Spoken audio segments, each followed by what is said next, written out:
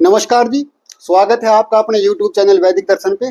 आज हम बात करेंगे एक पुरानी आयुर्वेदिक टेक्निक के बारे में, नाड़ी परीक्षा, जिसके द्वारा हम जान सकते हैं कि किस दोष के बढ़ने से, किस दोष के घटने से पेट के कौन कौन से रोग होते हैं। यह तकनीक बहुत ही आसान है, बिना किसी स्पेशल टूल के, और बहुत ही एक्यूरेट भी है। तो चलिए शुरू करते हैं। नाड़ी परीक्षा के महत्व के बारे में थोड़ी सी बात कर लेते हैं। आयुर्वेद में नाड़ी परीक्षा का बहुत महत्व है, जिससे हम बॉडी की इंटरनल कंडीशन के बारे में बहुत कुछ समझ सकते हैं, जैसे कि डायबिटीज, एसिडिटी, कॉन्स्टिपेशन, या पेट में दर्द है, मंदाग्नि है। तो पेट की कोई भी समस्या है तो वो, या शरीर की कोई भी समस्या है तो वो हम नाड़ी देखकर दोषों के अनुसार हम जान सकते हैं। आज हम पेट से जुड़ी हुई समस्याओं के विषय में बात करेंगे, क्योंकि ये जो समस्याएं हैं आज के समय पे आम हो गई हैं। तो स्टोमच प्रॉब्लम में जो आम समस्या है वो है मंदाग्नि की। तो मंदाग्नि जो है, यानी कि जो भी हम आहार खाते हैं तो उसका ठीक तरह से पाचन ना हो पाना। मंदाग्नि की नाड़ी की विषय में शास्त्रों में एक श्लोक आता है, मंदाग्नौ क्षीण धातौ च नाड़ी मंदत्रा भवेत।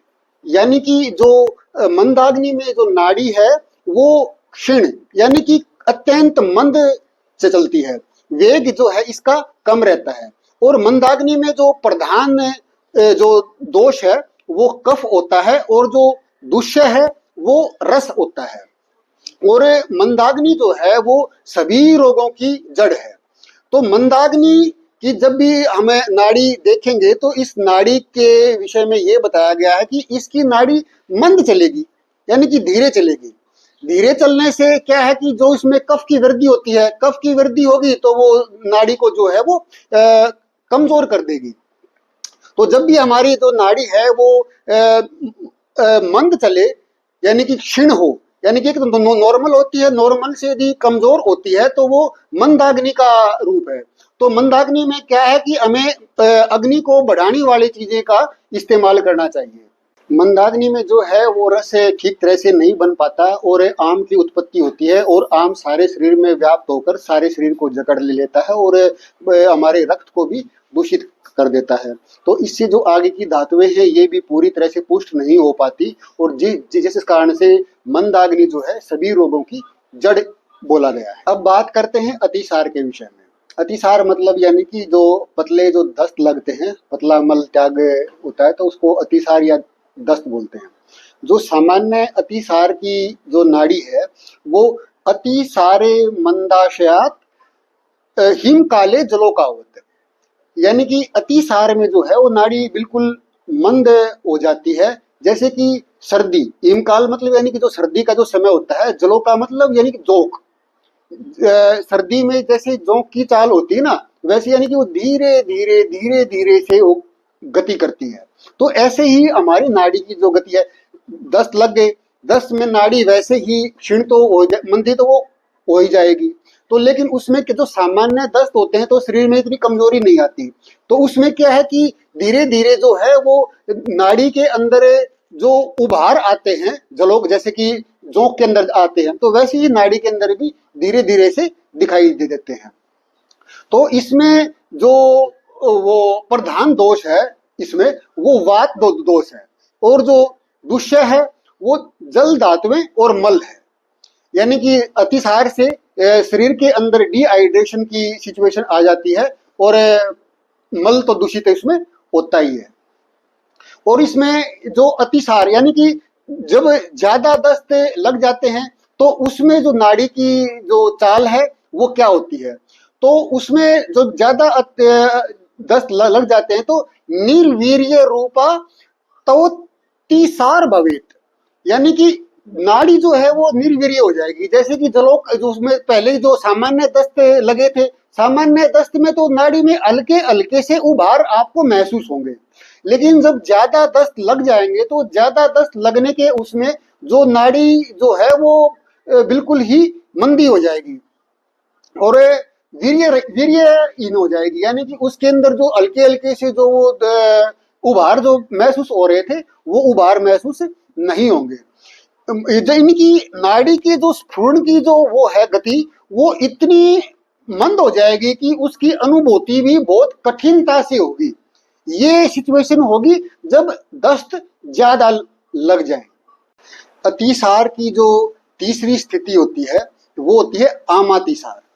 आमातिसार में क्या है कि दस्त के साथ जो है वो आम यानी कि म्यूकस भी आता है। तो इसकी नाड़ी के लिए एक शास्त्रों में श्लोक बोला गया है कि आमातिसारे तु पृथुला जड़ाच, यानी कि जो आमातिसार में जो नाड़ी की जो चाल होगी वो चपटी होगी, चिपटी हुई सी, और जड़वत यानी कि भारी होगी। उसमें जो नाड़ी है वो यानी कि आम भरा होने से जो नाड़ी की जो चाल है वो भारी हो जाएगी, क्योंकि उसमें आम होने के कारण उसकी गति में अवरोध होगा, तो अवरोध से जो नाड़ी जो है वो थोड़ी सी भारी महसूस होगी। तो ये जो तीनों दस्त की तीन स्थितियां हैं, एक में जिसमें पतले दस्त लगते हैं तो उसमें नाड़ी की जो वायु दोष प्रकोपित होता है इसमें, और मल और जल और मल ये दोनों इसमें दूषित होते हैं, दूष्य जो है मल और जल है। तो उसमें जो सामान्य दस्त लगेंगे उसमें जो नाड़ी की चाल मंद तो होगी पर लेकिन उसमें हल्के हल्के से उबार महसूस होंगे, और जो जब ज्यादा दस्त लग जाएंगे तो उसमें क्या होगा कि नाड़ी की चाल बिल्कुल मंद हो जाएगी, उसमें उबार महसूस नहीं होंगे, वायु इसमें प्रकोपित होगी ही होगी। और आमातिसार में जो नाड़ी की चाल है वो थोड़ी सी भारी हो जाएगी। ये इनमें तीनों में फर्क होगा बस ये, यानी कि मंदी तो तीनों होंगी लेकिन उसमें थोड़ा थोड़ा सा ये अंतर होगा। अब इसके बाद आते हैं ग्रहणी रोग के उसमें। तो जो ग्रहणी या संग्रहणी रोग, इसमें क्या है कि ये एक ऐसा रोग है, इसका जो मुख्य जो कारण है वो मंदाग्नि है। मंदाग्नि के कारण ही ग्रहणी जो जिसको हम संग्रहणी भी बोलते हैं ये रोग होता है। तो इसमें अग्नि की मंद होने के कारण, अग्नि की मंदता होने के कारण जो अन्न का जो रस है जो है वो ठीक तरह से नहीं बन पाता, और उसमें जो है वो कच्चा अन्न जो है वो मल के साथ आता है। तो ये जो है ये ग्रहणी रोग हो गया।